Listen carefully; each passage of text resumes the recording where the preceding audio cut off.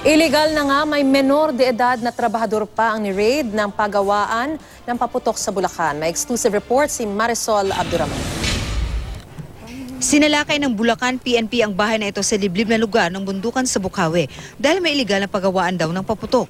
Bumungad sa pulis ang mga pulbura na nakatiwangwang lang sa labas ng pasukin ng bahay. Naaktuhang gumagawa ng mga paputok ang isang babae at isang menor de edad. Pagdating man po ng December, saka po kami nakikibalo. Alam daw ng 15 anyos na si Joey ang panganib sa ginagawa, pero tsinatsaga raw niya ito para sa kitang 20 pesos kada 1,000 pirasong kwitis. Pambangon ko po sa eskwela. Bakit bahay tapos sa silong ginagawang paggawaan ng paputok? Hindi ba safe?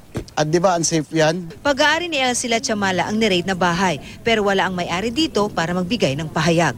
Bukod sa kawalan ng permit, marami rin nakitang paglabag dito sa pagawaan tulad halimbawa ng kanilang loading station. Dito, pinagsama-sama lang nila kung saan niluludan ng pulbura. Hanggang sa maikabit na itong mga mitya, binabalot hanggang tuluyan na itong maging kwitis.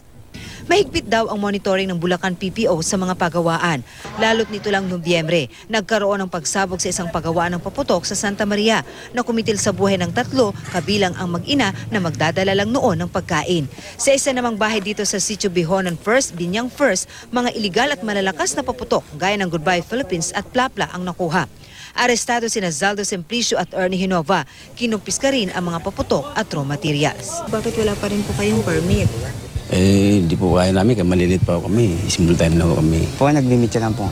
Ma'am, nung nag-operate po mga personal po natin, mga ibang nag-takbo na po, ma'am. So far, ngayon pa lang po na ma'am dito.